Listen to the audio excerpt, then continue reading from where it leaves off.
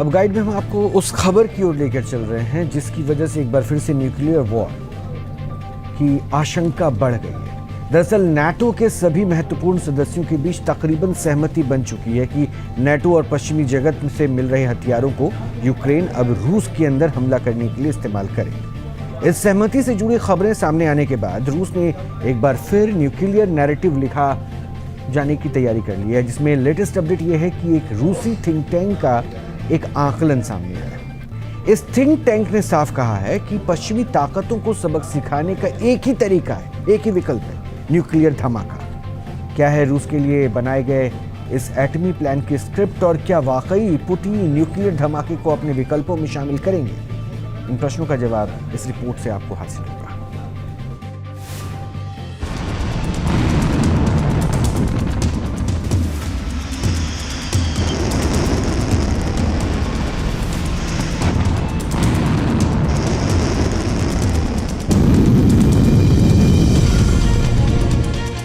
रूस और यूक्रेन के बीच युद्ध के शोले एक बार फिर तेज हो चले। यूक्रेन ने लंबी दूरी की रॉकेट्स और ड्रोन्स के जरिए रूसी सैन्य ठिकानों को निशाना बनाना शुरू कर दिया है।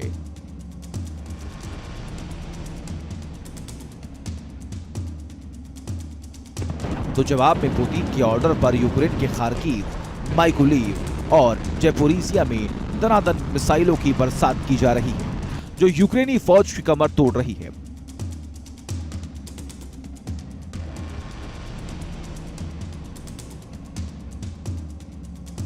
इस तनातनी के बीच रूस के एक थिंक टैंक ने ऐसा प्लान सुझाया है जो लंदन से लेकर वॉशिंगटन तक टेंशन दे सकता है। इस प्लान की बुनियाद में है न्यूक्लियर धमाका। रूसी think tank council for foreign and defence policy ने क्रेमलिन को एक प्रस्ताव भेजा। इस प्रस्ताव में कहा गया कि रूस को अपनी धरती पर एक न्यूक्लियर टेस्ट करना चाहिए। इस न्यूक्लियर टेस्ट के लिए रूस को अपने long range payload delivery system का इस्तेमाल करना चाहिए और इस टेस्ट का लाइव ब्रॉडकास्ट होना चाहिए। दरअसल इस थिंक टैंक का मकसद है न्यूक्लियर टेस्ट के जरिए वेस्टर्न ब्लॉक को यह पैगाम देना कि रूस का न्यूक्लियर विकल्प आज भी खुला है और रूस के पास लंबी दूरी की न्यूक्लियर स्ट्राइक की क्षमता भी है। हालांकि इस प्लान को लेकर क्रेमलिन से कोई आधिकारिक प्रतिक्रिया नहीं आई है, लेकिन ये थिंक टैंक पुतिन के करीबी चलाते हैं और पुतिन के कार्यकाल में कुछ मौकों पर इस थिंक टैंक से आए सुझावों को अमल में भी लाया गया। इसी वजह से कयास लगाए जा रहे हैं कि न्यूक्लियर टेस्ट के इस ब्लूप्रिंट को भी पुतिन कबूल कर सकते हैं।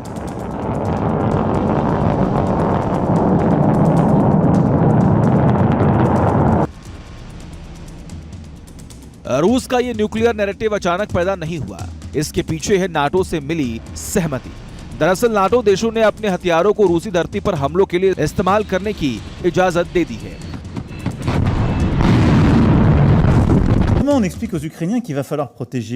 हमें यूक्रेन को साबित करना होगा कि हम उनकी सुरक्षा को लेकर प्रतिबद्ध हैं। अगर हम उनसे ये कहें कि वो उस जगह हमला ना करें जहां से मिसाइल फायर की गई है, तो ये गलत होगा। अब तक नाटो ने ये कहीं कहा है कि हम हथियार जरूर देंगे, लेकिन इस्तेमाल सीमा के बाहर नहीं होगा। हमें लगता है कि यूक्रेन को उन ठिकानों को निशाना बनाने की इजाजत मिलनी चाहिए जहां से मिसाइल फायर होती है। इसका मतलब यह है कि रूस के वो ठिकाने जहां से यूक्रेन को निशाना बनाया जाता है, लेकिन साथ ही साथ हम उनसे रूस में नागरिक ठिकानों को निशाना बनाने की इजाजत नहीं दे सकते। अगर यूक्रेन उन ठिकानों को पहचान ले जहां से हमले हो रहे हैं, तो हमें लगता है कि इजाजत देना जायज है। हम ये साफ कह सकते हैं कि हम युद्ध को भड़का नहीं रहे हैं। युद्ध की विभिक्षा बढ़ने की वजह रूस है।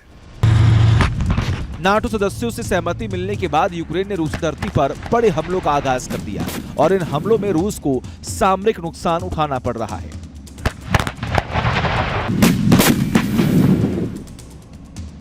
हालिया अटैक क्रीमिया में रूसी नेवल बेस पर किया गया।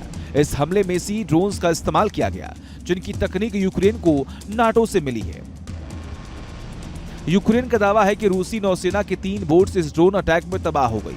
इसी तरह 26 तारीख को रूस के बेलोग्रोद की मिलिट्री डिस्ट्रिक्ट में भी यूक्रेन ने बड़ा ड्रोन अटैक किया था, जिसमें 3 रूसी नागरिकों की मौत हो गई थी। नाटो से यूक्रेन को न सिर्फ हथियारों के इस्तेमाल की अनुमति मिली है, बल्कि नाटो सदस्यों ने एक बार फिर यूक्रेन को दी जाने वाली मिलिट्री मदद में इजाफा कर दिया है। अमेरिका पहले ही यूक्रेन के लिए $55 बिलियन के पैकेज का ऐलान कर चुका है। स्वीडन ने भी यूक्रेन को $3 बिलियन की मिलिट्री एड का ऐलान किया है, जर्मनी से यूक्रेन को एयर डिफेंस सिस्टम और टैंकों की खेप मिल रही है। खबरें ये भी हैं कि जल्द यूक्रेन को डेनमार्क, नॉर्वे और बेल्जियम से F-16 फाइटर जेट मिलने वाले हैं। And do you expect F-16 to arrive soon? Yeah, hopefully very, very soon. Very, very soon, like next week, next month? Hopefully very, very soon. इस मदद के बावजूद NATO के महासचिव जेंस स्टोल्टनबर्ग ने यूक्रेन के लिए अतिरिक्त मदद की मांग की है और प्राग में नाटो महासचिव की प्रतिक्रिया ने ये संकेत दे दिया है कि जल्द ही उनकी इस मांग को भी पश्चिमी ब्लॉक पूरा करने वाला है। Good news is that NATO allies are now really stepping up when it comes to defense spending. We will have new numbers by the summit, but I expect that at least 2/3 of allies will invest 2% or more in defense, and we'll be able to announce more precise numbers soon.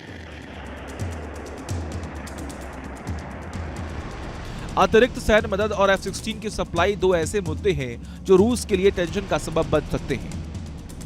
अब तक रूस को हवाई युद्ध में पूरी तरह बढ़त मिली है, जिसकी वजह से रूसी बॉम्बर्स लगातार यूक्रेनी शहरों को मिसाइल अटैक से दहला रहे हैं।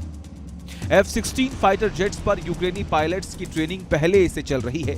अगर ये फाइटर जेट आ गए तो ट्रीट पायलट्स के साथ आसमान में भी यूक्रेन से रूस को चैलेंज मिलना शुरू हो जाएगा, जो इस युद्ध से जुड़े हालात को ज्यादा जटिल बना देगा। फिलहाल रूसी एयरफोर्स और आर्मी ने यूक्रेनी फौज को इतना पीछे धकेल दिया कि यूक्रेनी फौज के हौसले टूट गए। अगर हमारे पास ज्यादा असला होता तो हम एक बार में 10 राउंड दाग सकते थे। एक वक्त वो भी था जब हम प्रतिदिन 80 राउंड दागते थे। हमारे हाथों में दर्द हो जाता था, शारीरिक तौर पर हम सब थक जाते थे। दिन रात हम बस फायरिंग करते रहते थे। लेकिन अब रूस ने हमारी तरफ बड़ा कूच किया है और रूसी फौज के पास हमें निशाना बनाने के संसाधन भी है। हम फायरिंग कर थकने को तैयार हैं, ना कि इस तरह छिपकर बैठने के साथ। वो हमारे ऊपर गोले दाग रहे हैं और हमारे पास जवाब देने के लिए कुछ भी नहीं है। इसी बढ़त से पुतिन अपनी पकड़ ढीली नहीं होने देना चाहते और इसी वजह से रूस से न्यूक्लियर नैरेटिव को रचा जा रहा है ताकि पश्चिमी जगत से यूक्रेन को मिल रही मदद को रोका जा सके। इस न्यूक्लियर प्लान की एक तस्वीर कुछ दिन पहले सामने आई थी, जब रूस ने अपनी न्यूक्लियर ड्रिल को अंजाम दिया था। इस ड्रिल में रूस और बेलारूस शामिल थे। रूस ने पहली बार किसी दूसरे देश के साथ न्यूक्लियर ड्रिल की थी। ड्रिल के दौरान रूस ने जमीन, आसमान और पानी से दागे जाने वाले न्यूक्लियर हथियारों की टेस्टिंग की थी। दावा किया गया था कि ये नॉन स्ट्रेटेजिक न्यूक्लियर एसेट्स की ड्रिल थी, लेकिन पश्चिमी थिंक टैंक्स ने शक जाहिर किया था कि ड्रिल के दौरान टैक्टिकल न्यूक्लियर वॉरहेड की भी टेस्टिंग की गई थी। हालांकि ड्रिल के बाद पुतिन ने कहा था कि ये एक रेगुलर युद्धाभ्यास था, जिसका मकसद रूसी न्यूक्लियर पावर को जांचना और परखना था। लेकिन युद्ध के दौरान न्यूक्लियर ड्रिल कर पुतिन ने यह मैसेज भी दे दिया कि रूस का एटमी विकल्प कभी भी ठंडे बस्ते में नहीं गया था। अब रूसी थिंक टैंक से आया न्यूक्लियर प्लान बता रहा है कि रूस में प्रो पुतिन लॉबी न्यूक्लियर हथियारों के इस्तेमाल को हकीकत की शक्ल देना चाहती है, ताकि यूक्रेन को मदद बंद या फिर कम हो और कीव को बातचीत की टेबल पर आना पड़े, जिससे रूस के हित वाले सीज फायर को अमल में लाया जा सके। दूसरी तरफ अगर नाटो ने यूक्रेन को मदद जारी रखी और पुतिन का स्पेशल ऑपरेशन लंबा खींचता रहा तो न्यूक्लियर वॉर शायद पुतिन के लिए जरूरी विकल्प बन जाएगा। अगर ये न्यूक्लियर विकल्प सीमित दायरे में इस्तेमाल किया गया तो नुकसान कम होगा, लेकिन अगर तनातनी को ज्यादा हवा दी गई तो यूरोप भी इस विनाशकारी जंग की चपेट में आ जाएगा।